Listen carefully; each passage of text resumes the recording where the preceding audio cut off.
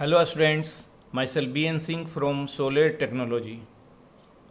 आज मेरा 11वां लेक्चर है और हम लोग फोर्सेस के बारे में हम आपको बताएंगे। फोर्स क्या होता है, किस प्रकार से लगता है, क्या इसकी परिभाषा है, कैसे इसे डिड्यूस, कैसे इसको हम इसका इक्वेशन निकालेंगे और क्या क्या इससे चेंजेज आती है, इसका फंक्शंस क्या है, कितने तरह के फोर्सेस होते हैं, हम लोग डिस्कशन करेंगे। चलिए शुरू करते हैं। What is a force? Force क्या है? तो जब कहीं भी हम किसी वस्तु पर, अगर रिजिड वस्तु है उस पर जब हम फोर्स लगाते हैं तो उसमें भी अगर वो फ्री है, पिवोटेड नहीं है और वस्तु का रियल कांटेक्ट अगर हो रहा है, उस हालत में उसमें क्या होता है, उसमें जो फोर्स जो लगता है वो पुश और पुल में डिफाइंड होता है। जैसे कोई एक गेंद है, इसमें हम फोर्स लगाते हैं तो इसमें क्या होता है, फोर्स लगाने पर इसमें मूवमेंट होता है, यहाँ से इस तरह से मूवमेंट हो रहा है, फोर्स में इसमें हम मूवमेंट कर रहे हैं। फोर्स लगाने से बढ़ रहा है, आगे की ओर जा रहा है, फिर इधर से फोर्स लगाते हैं तो इस साइड जा रहा है, यहाँ से लगाते हैं इधर जा रहा है, तो इसमें क्या हो रहा है, एक मूवमेंट हो रहा है। तो फोर्स क्या है? फोर्स लगाने से, या कहीं ऐसा भी हो रहा है कि कहीं कोई वस्तु रखा हुआ है, जैसे कोई एक टेबल पर हम वस्तु रख दिए हैं, यहाँ हम आपको दिखा रहे हैं, फोटो दिखा रहे हैं। एक टेबल है, टेबल के ऊपर में एक बुक हम रख दिए हैं। बुक क्या कर रहा है? टेबल पर बुक रखने के बाद क्या हो रहा है कि बुक नीचे की ओर एक फोर्स लगा रहा है F, जो टेबल से ठीक नीचे है, और उसके अपोजिट में टेबल जो है एक ऊपर में, बुक के ऊपर, बुक में अंदर से नीचे से फोर्स लगा रहा है बुक पर, जो उसको रोक के रखे हुए है। इस प्रकार से हम पाते हैं कि यहाँ इक्वल और अपोजिट फोर्स दोनों में लग रहा है उस पर, बुक के ऊपर में। इस प्रकार से हम पाते हैं कि फोर्स में हमारा दो तरह के होता है। एक तो हुआ, दो वस्तु होता है, एक रिजिड बॉडी हुआ, एक नॉन रिजिड बॉडी हुआ। रिजिड बॉडी में क्या होता है, रिजिड बॉडी जो फिक्स है उसमें अगर हम फोर्स लगाते हैं तो उसमें लीनियर ट्रांसलेशन होता है, या ट्रांसलेशन होता है, या लीनियर मोशन उत्पन्न होता है।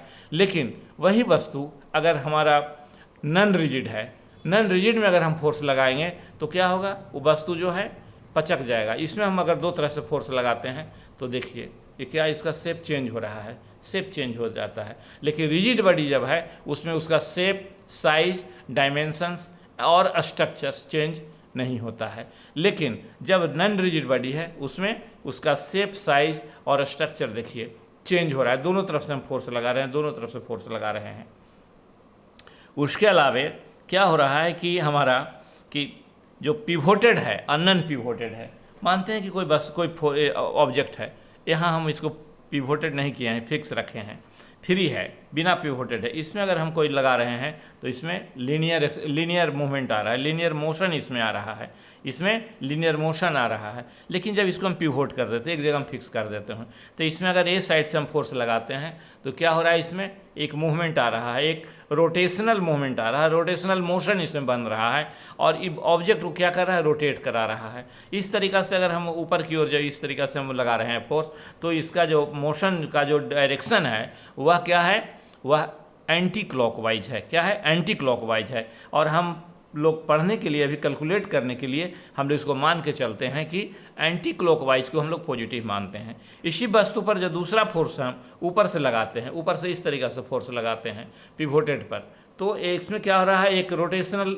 यहाँ भी रोटेशनल हमारा बन रहा है, रोटेशनल मूवमेंट बन रहा है, रोटेशनल वेलोसिटी, रोटेशनल मोशन बन रहा है। और ये जो बन रहा है हमारा क्या हो रहा है, क्लॉकवाइज बन रहा है, क्लॉकवाइज डायरेक्शन में बन रहा है हमारा। तो क्लॉकवाइज को हम लोग निगेटिव मान के चलते हैं। तो फोर्स क्या है? Force is a physical quantity, force is a physical quantity that changes or tends to change the state of rest or motion of a body. कोई भी वस्तु जो रेस्ट अवस्था में है, मोशन में है, उसमें चेंज लाने का प्रयास करता है, कोशिश करता है, या चेंज करता है, या चेंज करता है उसके डायमेंशंस को, उसके शेप को और साइज को ऑफ ए बॉडी। किस केस में? इस केस में जब वस्तु जो है हमारा नॉन रिजिड है, और रिजिड में है तो क्या होता है, उसमें चेंज करने की कोशिश कर रहा है, या उसके स्टेट में चेंज जा रहा है, उसमें मोशन में उसमें चेंज आ रहा है। तो इस प्रकार हम पाते हैं कि फोर्स ऑन रिजिड बॉडी जब है नॉन पिवोटेड एंड का मतलब होता है रियल कांटेक्ट। इसमें क्या होगा कि इसमें रियल कांटेक्ट है, इसमें कांटेक्ट फोर्स का लग रहा है। फोर्स का जब कांटेक्ट हो रहा है, इसको हम इस साइड में जब ठेल रहे हैं तो हम क्या कर रहे हैं, पुश कर रहे हैं, और इस साइड में ला रहे हैं तो हम क्या कर रहे हैं, अपनी ओर पुल कर रहे हैं। पुश का जो डायरेक्शन जो होता है अवे फ्रॉम द, हमारे ओर से अवे हो रहा है। जिधर हम पुश कर रहे हैं उसके उसी साइड में, उसके जिस साइड में फोर्स लग रहा है उसी साइड में उसका डायरेक्शन हो रहा है। लेकिन जब पुल करते हैं तो हमारी ओर जिधर हम पुल कर रहे हैं उस डायरेक्शन में इसका डायरेक्शन हो, इस डायरेक्शन जिसमें हम पुल कर रहे हैं, जैसे फोर्स जिस डायरेक्शन में लग रहा है उसी डायरेक्शन में इसका डायरेक्शन हो रहा है। इस प्रकार से हम पाते हैं कि ऑब्जेक्ट जो है रिजिड और नॉन रिजिड का पर जो फोर्स लगाने से उसकी जो विभिन्न डिफरेंट टाइप्स ऑफ एक्शन होते हैं। तो उसमें लीनियर जो मोशन होता है वो ट्रांसलेशनल मोशन भी उसको कहते हैं। तो आगे हम बढ़ते हैं, देखते हैं force on non rigid body पर क्या हो रहा है। सॉफ्ट बॉल था, अभी हम चेंजेज उसका हमारा शेप, साइज और स्ट्रक्चर भी चेंज कर गया। स्प्रिंग हम लेते हैं, एक स्प्रिंग लेकर के, इसमें देखिए एक स्प्रिंग है, स्प्रिंग को हम क्या करते हैं, प्रेस करते हैं। इसका मान लिया कि इनिशियल लेंथ जो है x0 है, कितना है इनिशियल लेंथ इसका x0 है इसका इनिशियल लेंथ। इसको हम प्रेस करते हैं, तो जब प्रेस करते हैं तो इसका जो लेंथ है वो लेंथ हमारा घटते जाता है। कितना घट गया, मान लिया कि शुरू में x0 है, बाद में x हो गया, बाद में घटकर x हो गया, तो x minus x0 delta x हो गया, उसके लेंथ में जो कमी आ गई है। तो इसमें लेकिन इसका जो डायरेक्शन जो होगा, फोर्स का जो डायरेक्शन, दोनों तरफ से हम फोर्स लगा रहे हैं इसको प्रेस करने के लिए, तो फोर्स का जो डायरेक्शन है क्या है, बाहर की ओर है, बाहर की ओर इसमें हो रहा है, दोनों तरफ बाहर की ओर। इसे हम रेडिंग से इससे दिखाएं, बाहर की ओर आ रहा है। लेकिन जब उसको हम इनलार्ज करते हैं, उसको जब हम एक्सटेंड करते हैं, तो जब एक्सटेंड करते हैं उस हालत में क्या हो रहा है कि इसमें हमारा वेलोसिटी बढ़ रहा है। क्या बढ़ रहा है, लेंथ हमारा बढ़ते जा रहा है। लेकिन इसमें जो डायरेक्शन हमको लग रहा है वो केंद्र की ओर, इसका सेंटर जो पॉइंट है वो सेंटर पॉइंट की ओर हमें लग रहा है। जैसे ही हाथ छोड़ेंगे या कर सिमट जाएगा पीछे की ओर। तो आगे जब बढ़ा रहे हैं तो उसमें जो इसमें जो प्रेशर, जो डायरेक्शन, जो फोर्स का जो डायरेक्शन आगे की ओर बढ़ा रहे हैं, लेकिन ये चाहता है कि हम रिगेन करके फिर अपना स्टेज में, इसलिए डायरेक्शन इसका केंद्र की ओर होता है। और जब कंप्रेस करते हैं तो ये आगे की ओर होता है, चाहता है कि हम फाइल करके फिर अपना स्थिति में आ जाए। तो फार्मूला जो हो जाता है फ्रिक्स ए फोर्स इसमें बराबर क्या हो गया, के एक्स हो गया, के एक्स माइनस x0 बराबर के डेल्टा एक्स हो गया। के को हम क्या कर रहे हैं, फोर्स पर यूनिट एक्सटेंशन हो गया हमारा, फोर्स पर यूनिट एक्सटेंशन, या उसको कंप्रेशन कहते हैं, या उसको हम कंप्रेशन कहें या एक्सटेंशन कहें। तो इस प्रकार से पिवोटेड के केस में क्या होता है, फोर्स हमारा रोटेशनल हो रहा है, और नॉन पिवोटेड में फोर्स, और नॉन पिवोटेड अगर है तो उसमें लीनियर हमारा मूवमेंट हो रहा है। इस प्रकार से हम देख रहे हैं कि क्या इफेक्ट है, फोर्स का क्या इफेक्ट होता है।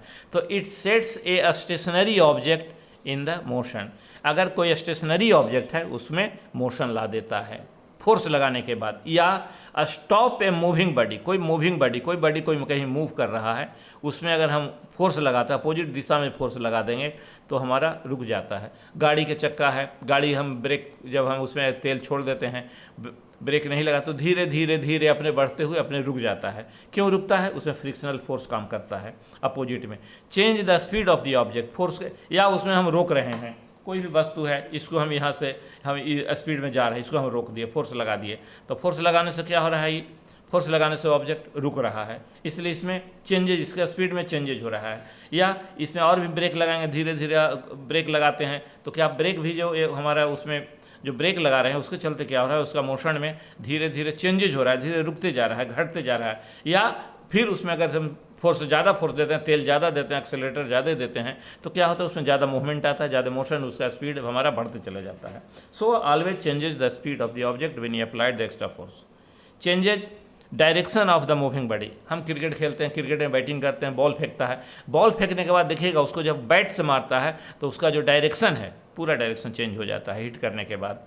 सो इस प्रकार हम पाते हैं कि फोर्सेस का डिफरेंट टाइप्स ऑफ उसका एक्शन होता है। तो फोर्स क्या है, force is a vector quantity, force is not a scalar, force has both, it has direction as well as इसका magnitude. So force is always a vector quantity. जब force magnitude है, force में velocity direction है, तो force at A distance, ये होगा दो तरह के हो गए, force at A distance, force हो गया वो कॉन्टैक्ट में था फोर्स, अभी हम फोर्स एट ए डिस्टेंस देखते हैं, फोर्स डिस्टेंस पर भी फोर्स लगता है कि नहीं लगता है। हम ऊपर से कहीं बॉल एक छोड़ते हैं, ऊपर से मकान के ऊपर से बॉल छोड़ते हैं, या कोई पत्थर गिराते, छोटा सा टुकड़ा गिराते हैं, तो क्या पाते हैं कि सीधा ज़मीन की ओर आ रहा है। वहाँ फोर्स कहाँ पर है? एक्सेलरेशन ड्यू टू ग्रेविटी है। पृथ्वी अपने केंद्र की ओर जो खींचती है उसको हम ग्रेविटेशनल फोर्स कहते हैं। जो हमारा जो ग्रेविटेशनल फोर्स दो वस्तु के बीच में है, एक्चुअली दो ऑब्जेक्ट अगर हम रख देते हैं तो ड्यू टू मासेस दोनों के बीच में एक इंट्रैक्शन होता है, एक अट्रैक्शन होता है, दोनों के बीच में एक फोर्स लगता है। कहीं भी दो ऑब्जेक्ट आप रख लीजिए, दोनों के बीच में जो मास होगा वो दोनों में के मास के बीच में क्या होगा, अगर दोनों का मास एक m1 है और एक m2 है और दोनों अगर r डिस्टेंस से अगर अलग है, दोनों r डिस्टेंस से अलग है, तो हमारा फार्मूला क्या हो जाता है, इस दोनों के बीच में एक हमारा जो एक्सेलरेशन ये जो फोर्स जो लगता है वो G m1m2/r² होता है। जहाँ G क्या है, G हमारा यूनिवर्सल ग्रेविटेशनल, जो G को हम लोग ग्रेविटेशनल कांस्टेंट बोलते हैं, और m1 m2 दोनों का मास हो गया, और r तो ग्रेविटेशनल फोर्स जो होता है मास के चलते लगता है, only due to masses responsible for gravitational forces. और हमारा जो दूसरा देखिए ग्रेविटेशनल फोर्स हो गया, एक मैग्नेटिक फोर्स है। एक मैग्नेट है, मैग्नेट के बगल में आयरन का टुकड़ा रखते हैं, तो क्या होता है, या तो इसको अट्रैक्ट करेगा या रिपेल करेगा। अगर अनचार्ज है तो इसको रिपेल करेगा, अगर अट्रैक्ट करेगा इसको अपनी ओर। यहाँ अगर एन से साउथ पोल अगर इधर भी है तो उसको रिपेल करके अलग करेगा। सो यहाँ पर ही हमारा मैग्नेटिक फोर्स एक डेवलप कर रहा है, मैग्नेटिक फोर्स हमारा इसमें लग रहा है। तो क्या हम पाते हैं, इसको हम कहेंगे magnetic force. This is magnetic force है। और भी मैग्नेटिक फोर्स के बहुत से उदाहरण हैं। कहीं हमारा कोई नीडल है, नीडल के बगल में अगर कहीं कंपास वगैरह के जो नीडल होता है, इसके सामने में जो पिवोटेड है, इसकी ओर अगर करंट हमारा पास कराते हैं तो उसमें भी देखते हैं हम कि इसमें भी डिफ्लेक्शन होता है। इसमें जो करंट पास करता है उसके चलते एक फील्ड डेवलप करता है, उसमें इसका जो नॉर्थ और साउथ पोल जो भी है इसका नॉर्थ पोल, इसमें भी डिफ्लेक्शन एक होता है, मूव करता है, उससे भी हम पाते हैं। That is also due to magnetic force के चलते होता है।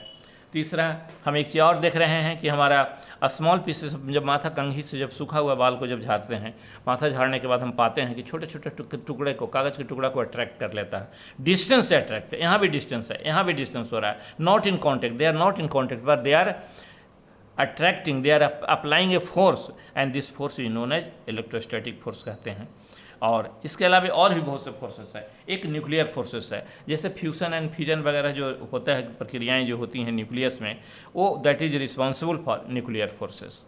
तो न्यूक्लियर फोर्सेस है, वो न्यूक्लियर फोर्सेस के पहले अल्फा पार्टिकल वगैरह भी बनता है न्यूक्लियस से। जैसे उससे हम दो निकाल लेते हैं, माने अगर हीलियम के आइटम है, हीलियम का आइटम 2 इलेक्ट्रॉन निकाल लेंगे तो उसका जो न्यूक्लियस जो बचेगा वो बिल्कुल एम्प्टी हो जाता है, जिसको हम अल्फा पार्टिकल बोलते हैं, है कि नहीं। तो उसके चलते भी हमारा क्या हो रहा है कि वहाँ पर प्रोटॉन और न्यूट्रॉन्स होता है, तो प्रोटॉन और न्यूट्रॉन सिर्फ बचता है, तो वो भी प्रोटॉन्स और न्यूट्रॉन्स जो होता है वो उसमें भाग लेता है रिएक्शन में।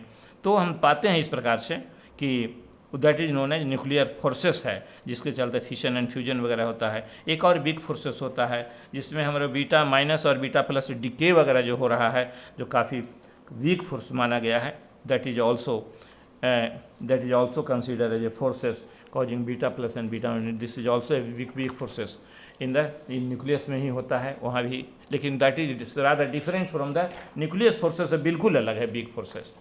So another one is electromagnetic forces. Electromagnetic forces क्या है, जैसे 2 particles having charges, अगर कहीं पर 2 पार्टिकल है, दोनों के बीच में चार्जेस Q1 और Q2 है, 2 चार्ज क्या है, Q1 और Q2 चार्ज है, तो मान लिया कि एक पॉजिटिव है एक नेगेटिव है, तो दोनों के बीच में क्या होगा, एक फोर्स ऑफ अट्रैक्शन लगेगा, एक दूसरे को खींचेगा। एंड दोनों में अगर पॉजिटिव है या दोनों निगेटिव है तो एक दूसरा को रिपेल करेगा।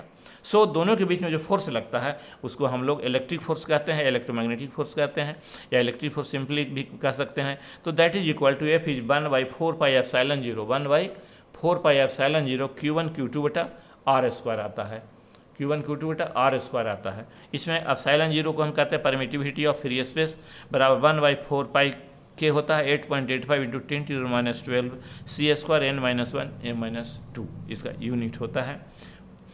और पाते हैं कि जो इस जो फार्मूला आया इसमें 1/4πε0 1/4πε0 जो इंटायर जो है इसका वैल्यू 9 × 10⁻9 न्यूटन मीटर स्क्वायर बटा c² होता है। इसको हम लोग कहते हैं Coulomb force. This is known as Coulomb force है, and it acts along the line joining the particles. ये दोनों पार्टिकल्स को ज्वाइन कर रहा है, चार्जेस आर सेम, फोर्स अगर चार्ज दोनों सेम है तो रिपल्सिव होगा, अगर नहीं सेम है अपोजिट है तो फोर्स हमारा जो यहाँ बता रहे हैं कि अट्रैक्टिव हो रहा है हमारा। आइए आगे चल देखते हैं क्या है। When multiple forces act on a body, जब मल्टीपल फोर्स बहुत से फोर्सेस एक्ट करता है तो ये हमारा फोर्स क्या हो रहा है, एक फोर्स है जिसमें F1 और F2 दो फोर्स लग रहा है। अगर F1 बटा F2 हो गया तो दिस जो पार्टिकल है ये हमारा, ये जो आइटम है, दिस ये जो आइटम जो है या पार्टिकल है या ऑब्जेक्ट है, that is in the equilibrium, because इस पर नेट फोर्सेस क्या है, जीरो हो रहा है। और forces are in balance condition, that is system is in equilibrium. दोनों F1 F2 दोनों का रिजल्टेंट फोर्सेस हमारा जीरो आ रहा है, तो सिस्टम इज हम कहेंगे रेस्ट में है या यूनिफॉर्म मोशन में भी है। तो when forces are unbalanced it needs to start the motion of the object. लेकिन अगर अनबैलेंस हो गया, अगर F1 और F2 आइदर ऑफ द एक फोर्स हमारा कम है एक ज़्यादा हो गया तो दिस फोर्स बिकेम अनबैलेंस। तो जैसे ही अनबैलेंस होगा एक तरफ उसको खींचने का कोशिश करेगा, उसमें एक मोशन देगा, मोशन उसमें आ जाएगा। सो हम बोलते हैं उसको अनबैलेंस फोर्सेस। अनबैलेंस फोर्सेस के चलते ही मोशन होता है या रिटार्डेशन होता है। फ्रिक्शनल जो है, अगर रिटार्डेशन जहाँ कहीं हो रहा है, फ्रिक्शनल फोर्स जो लग रहा है हमारा, तो फ्रिक्शनल फोर्स क्या करता है, मोशन को स्टॉप कर देता है, that is also unbalance force होता है। इसलिए अनबैलेंस फोर्स जो हमारा होता है वो जीरो नहीं होगा। अनबैलेंस फोर्स जहाँ हुआ वो that is not equal to zero, but कोई अधिक होगा कम होगा, तो इसमें ऑब्जेक्ट रुक रहा है। रुकने का मतलब हो रहा है कि यहाँ पर हम अपोजिट डायरेक्शन में, इसमें हम ऑब्जेक्ट जो मूव कर रहा है इस दिशा में, इसमें हम क्या कर रहे हैं, फ्रिक्शनल फोर्स लगा रहे हैं। या रोल अपने से जो रोड वगैरह पर कहीं चल रहा है, ब्रेक हम अथी कर दें, ब्रेक नहीं लगाए हैं और तेल बंद कर दें, इस हालत में देखेंगे कि आप धीरे धीरे धीरे धीरे अपने रुक जाता है। क्यों रुकता है? Due to frictional force in the opposite direction of the motion. So this is also known as frictional forces. अब सब आई कम देखते हैं फिर नॉन यूनिफॉर्म मोशन है। नॉन यूनिफॉर्म मोशन माने प्रोड्यूसेस एक्सेलरेशन। नॉन यूनिफॉर्म अगर रहेगा तो उसमें एक्सेलरेशन बनेगा और रिटार्डेशन होगा। इसलिए ऐसा यूनिट ऑफ फोर्स क्या होता है, न्यूटन होता है। डिनोटेड हम लोग एन से डिनोट करते हैं। फोर्स दो प्रकार के होता है, एक स्मॉल भी होगा बड़ा भी होगा।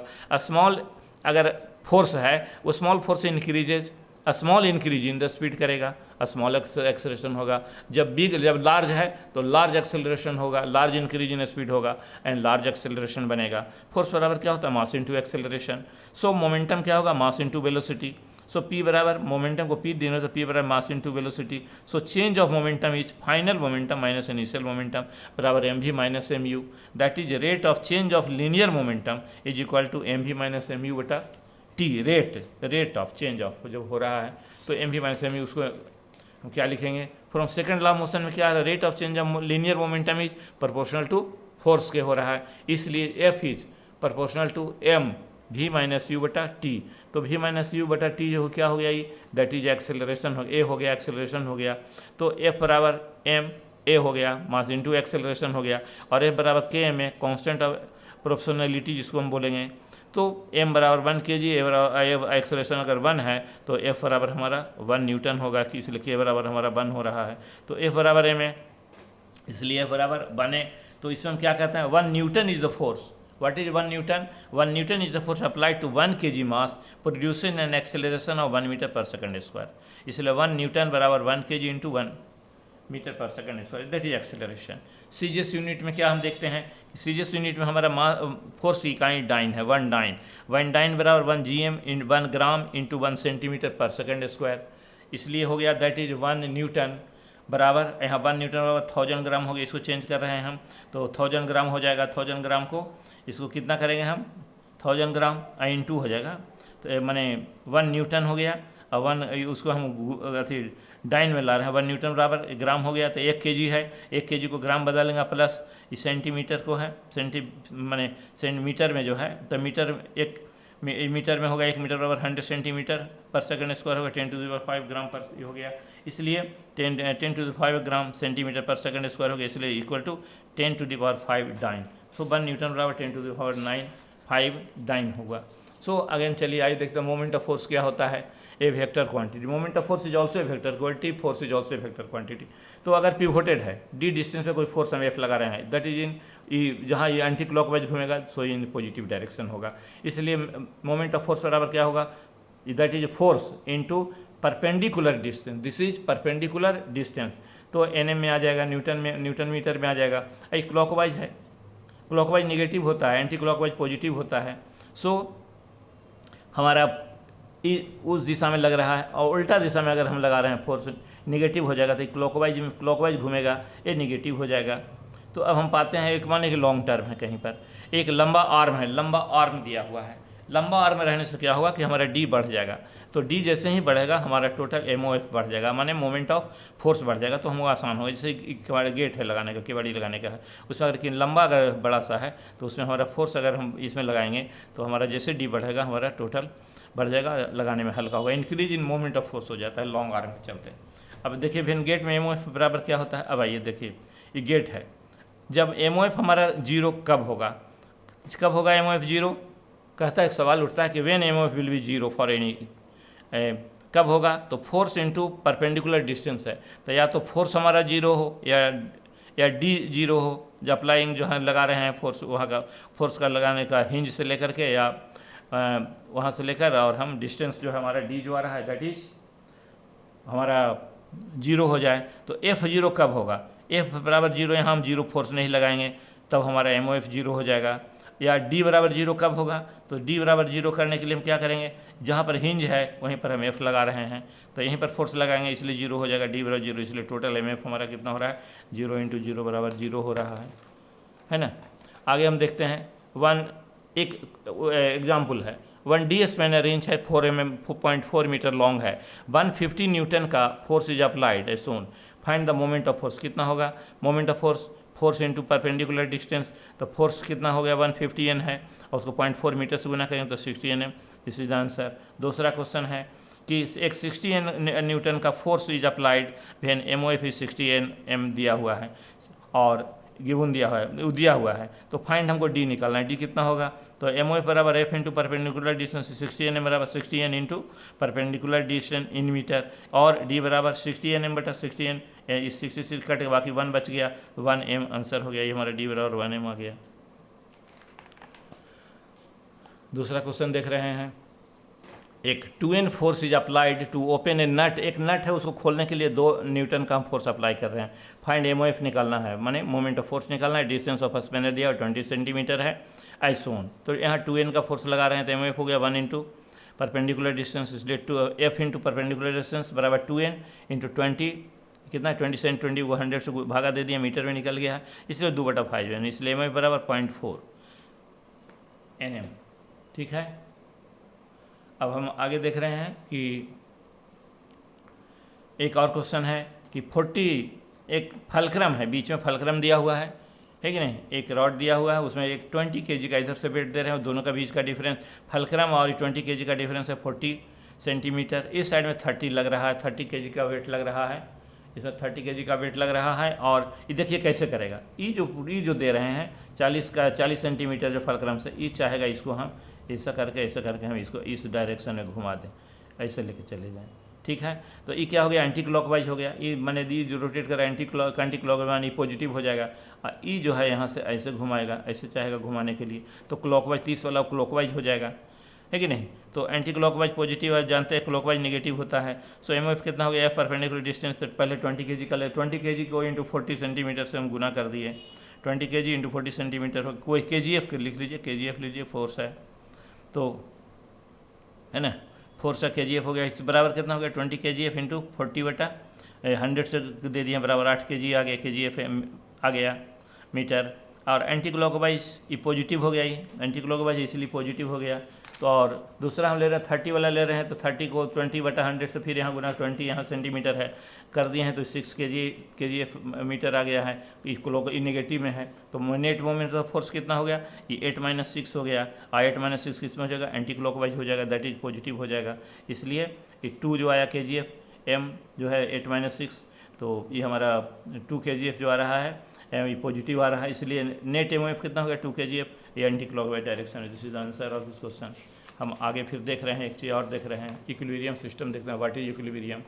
तो इक्विलिब्रियम क्या है, इक्विलिब्रियम में क्या होता है कि स्टैटिक जो है बॉडी एट रेस्ट में रहता है, नेट एफ बराबर 0 होगा। एक डायनेमिक होता है body at motion, net F इसमें भी 0 होता है। ठीक है, रेन ड्रॉप्स जो है दैट इज डायनेमिक इक्विलिब्रियम में आता है। रेन ऊपर से जो गिरता है उसके नीचे बायंसी से जो हवा जो ऊपर की ओर जाता है वो दोनों उसको मारता है, दोनों उसमें टकराता है। ऊपर से फोर्स जाता है उतना ही फोर्स से नीचे से भी एयर पर जो जोड़ पड़ता है, एयर भी उतना ही फोर्स उसको अपोज करता है। एज ए रिजल्ट क्या होता है कि वो माने फ्रीली फॉल करता है ड्रॉप ऊपर से। तो इसलिए वहाँ उसको जो हम जो उसका जो इक्विलिब्रियम होता है, रेन ड्रॉप का इक्विलिब्रियम जो होता है that is known as dynamic equilibrium में आता है। तो एक है principle of moment of force at equilibrium. तो इक्विलिब्रियम के केस में प्रिंसिपल ऑफ मोमेंट्स क्या कहता है, तो कहता है कि दोनों हमारा बराबर, नेट एमओएफ जीरो हो जाता है वहाँ पर। एसीडब्ल्यू एंटी क्लॉकवाइज पॉजिटिव मानते हैं, आप क्लॉकवाइज को नेगेटिव ले रहे हैं, तो फार्मूला क्या है कि एसीडब्ल्यू एंटी क्लॉकवाइज जो है moment of force is equal to clockwise moment of force. तो एक फलक्रम है, फलक्रम क्या हो गया देखिए, उदाहरण दे रहे हैं। एक फल इधर है 5 kg का वेट लग रहा है, 40 सेंटीमीटर है, इधर हमारा 10 kg का वेट लग रहा है, एक्स पर है, एक्स हमको निकालना है कितना होगा। तो इक्विलिब्रियम में हमारा बैलेंस है। बैलेंस का मतलब क्या होता है कि बैलेंस का मतलब या तो बैलेंस है या हॉरिजॉन्टल है या इसका मतलब इक्विलिब्रियम में है, तीनों कुछ भी हो सकता है। तो इसमें हॉरिजॉन्टल का मतलब होगा कि हमारा बैलेंस है, बैलेंस का मतलब इक्विलिब्रियम में आ गया दोनों। तो कब होगा, जब हमारा x दूरी पर हम 10 kg लगा रहे हैं, तो हमारा x हमको निकालना है कितना होगा। तो ACWMOP बराबर CWMOP होता है सिर्फ 5 kg इंटू 40 सेंटीमीटर बराबर x इंटू 10 kg हो गया। 5 इंटू 40 प्लस x इंटू 10, इससे x बराबर 5 kg 40 सेंटीमीटर बटा 10 kg बराबर हमारा x बराबर कितना आ रहा है, यहाँ 4/24 20 सेंटीमीटर हमारा आ रहा है। ठीक है, तो दिस वन आंसर हमारा हो गया, this one is the answer. और इस इक्विलिब्रियम में इसमें हमारा प्रिंसिपल मोमेंट ऑफ इसका this is all about the forces. आज की चर्चा यहीं तक है, आगे हम लोग फिर मिलेंगे। इन द मीन टाइम हम लोग इसमें, आप लोग पसंद आती है तो आप लोग लाइक करते रहिए। Okay, thank you till that, thank you very much.